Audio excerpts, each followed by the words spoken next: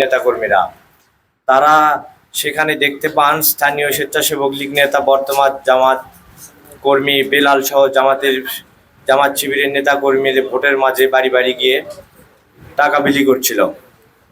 এই সময় বিএনপি নেতাকর্মীরা সেখান থেকে স্বেচ্ছাসেবক লীগ নেতা ও বর্তমান জামাত নেতা বেলাল সহ দুইজনকে ঘিরে ধরে। লোকজন ডাকাডাকির এক পর্যায়ে স্থানীয় ইউনিয়ন বিএনপির সভাপতি মাসুদ রানার বাড়িতে নিয়ে যায়। পুলিশে খবর দিলে 1 ঘন্টা 30 মিনিট পর সেখানে নন্দীগ্রাম থানা পুলিশের একটি দল হাজির হয়, কিন্তু ঘটনাস্থলে পুলিশের পৌঁছানোর কথা ছিল 30 মিনিটে। তবে পুলিশের নীরব ভূমিকার কারণে সেখানে দেরিতে উপস্থিত হয় অভিযুক্ত স্বেচ্ছাসেবক লীগ নেতা বর্তমান 2 জামাত কর্মীকে। আটকের আগেই কয়েকশো জামাত কর্মী লাঠিসোঁটা ও ধারালো অস্ত্র নিয়ে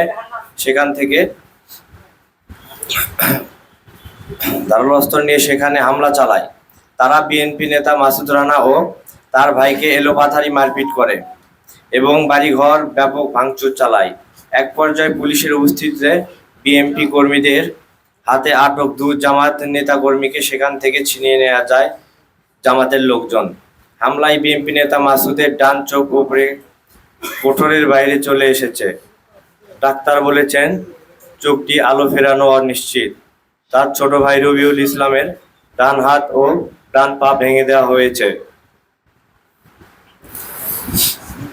এবং মাথায় 17টি সেলাই দেওয়া হয়েছে।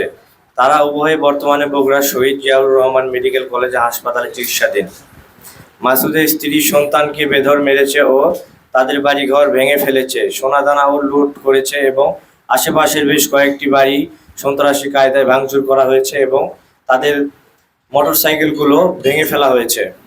নন্দীগ্রাম উপজেলার 4 নং থালতামাজ গ্রাম ইউনিয়ন বিএনপি সভাপতি মোহাম্মদ মাসুদ রানা ও তার আপন ছোট ভাই মোহাম্মদ রবিউল ইসলাম সহ আমরা এইসব ঘটনার জন্য রিটার্নিং কর্মকর্তার কাছে বিচার দাবি করছি। প্রিয় সাংবাদিক ভাই ও বোনেরা, এই আল বদর বাহিনী বুঝতে পেরেছে এই দেশের জনগণ তাদের কোনোভাবেই গ্রহণ করবে না।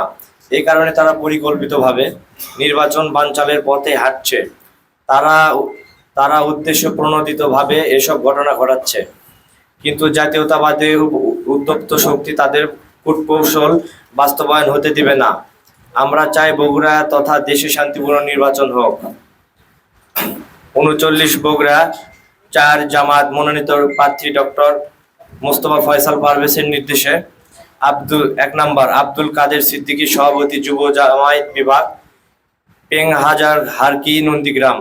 2 নম্বর মুজাহিদুল ইসলাম পিতা রুহুল আমিন যুক্তিবাদী নন্দীগ্রাম। 3 নম্বর বেলায়েল পিতা সুকবর। 4 নম্বর মোহাম্মদ ফারুক পিতা গফফার। 5 নম্বর মোহাম্মদ সাইফুল 4 নং ওয়ার্ড আমির থালতামাজগাম ইউনিয়ন জামাত। 6 নম্বর মোহাম্মদ হেলাল মাসুদ ও তার স্ত্রীকে মেরেছে। 7 নম্বর মোহাম্মদ জলিল পিতা সাহেব আলী গ্রাম পারসন। 8 নম্বর মোহাম্মদ নুরু গ্রাম পারসন। 9 নম্বর মোহাম্মদ জাহাঙ্গীর পিতা আবু গ্রাম পারসন।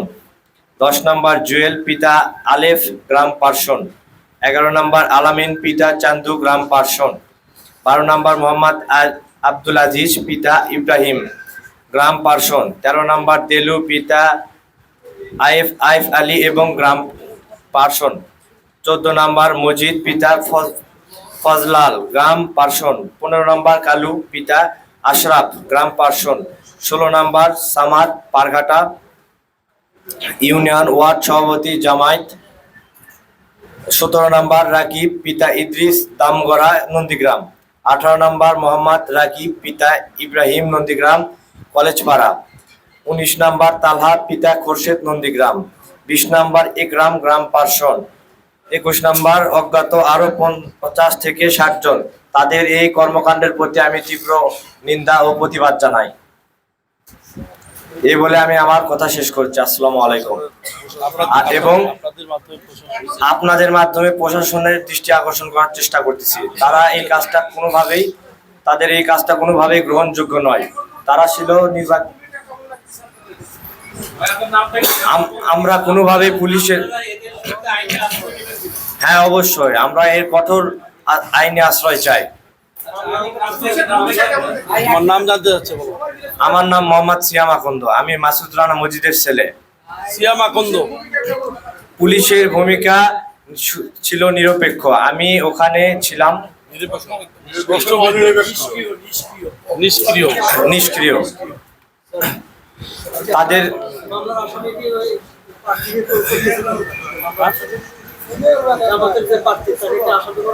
না না না, আসামি তার নির্দেশে বলে, তার নির্দেশে আসামি করে এই পরিকল্পনাটি সম্পন্ন করা হয়েছে। জি,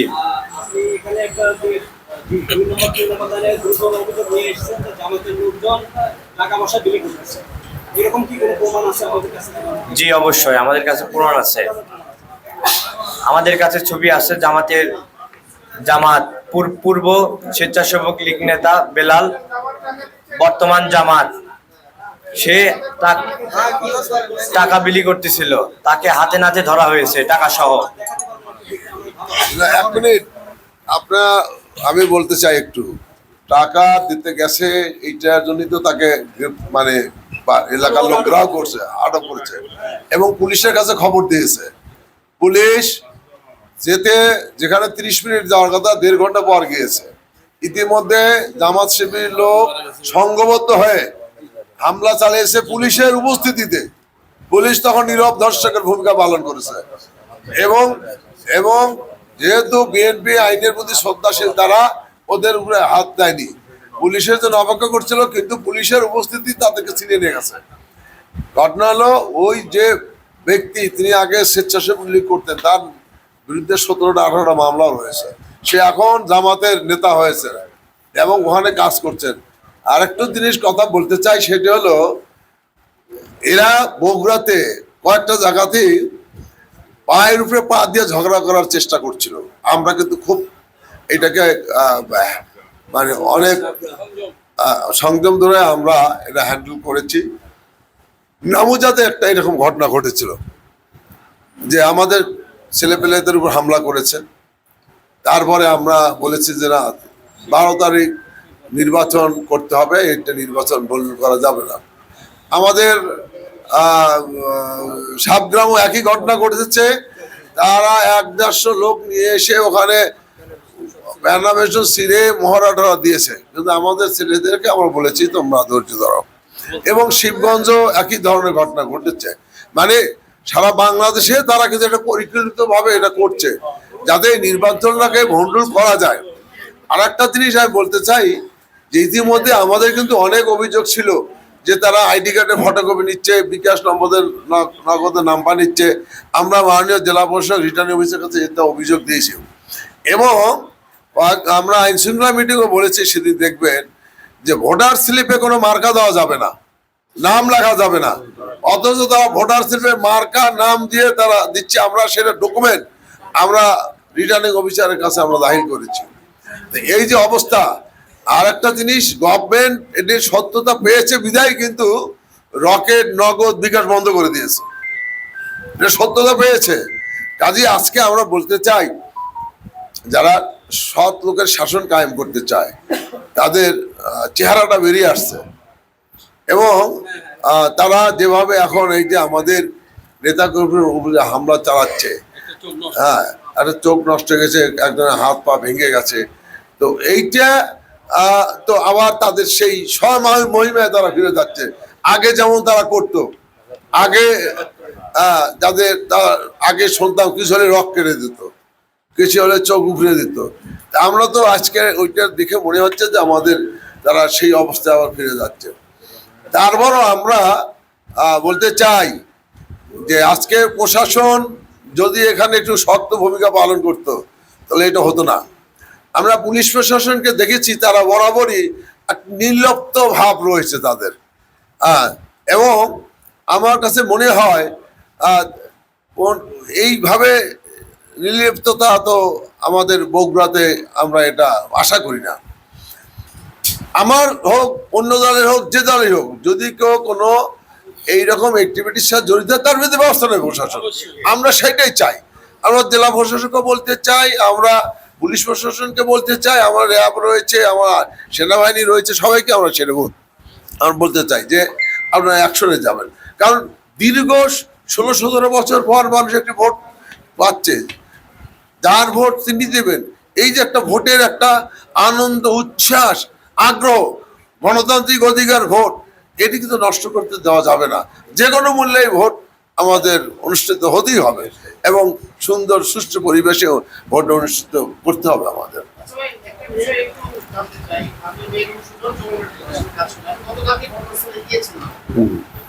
এখানে যে পরিস্থিতি দেখলাম, আপনারা যেমন মাসুদ হোসেনের ছেলেও যেটা বললো যে পুলিশের একটা নিষিদ্ধ ভূমিকা ছিল তখন। এবং এত বড় একটা ঘটনা 6টা বাড়িতে যেভাবে ভাঙচুর করেছে, এবং আমরা ওই যে ওদের বাড়িতে দেখছিলাম যে ড্রাগনের গাছ বা করে গাছ ছিল পঞ্চপান্ডার মতো বোঝা যাচ্ছে ধারালো অস্ত্র দিয়ে কেটে ফেলা হয়েছে। এখন আমাদের প্রশ্ন হচ্ছে, আজ গতকালকে এই অর্থাৎ ভোট গ্রহণের দুদিন আগে যদি পুলিশের এই ভূমিকা থাকে বা আইন শৃঙ্খলা বাহিনীর এই ভূমিকা থাকে, আমরা মনে করেছি কালকে ওই ঘটনা প্রবণতা ওই এলাকায় পুলিশের একটা টহল টিম থাকে। মানে একেবারে দুর্গম এলাকা, এখানে যদি রাত্রে আরেকবার অ্যাটাক হয়, এখানে অ্যাটাক করে সহজে চলে যাওয়া যায়। আমরা এলাকাতে কাছে ছিলাম। এখন আমার প্রশ্ন, বাচ্চা ভাই, এই পরিস্থিতিতে ওরা আরো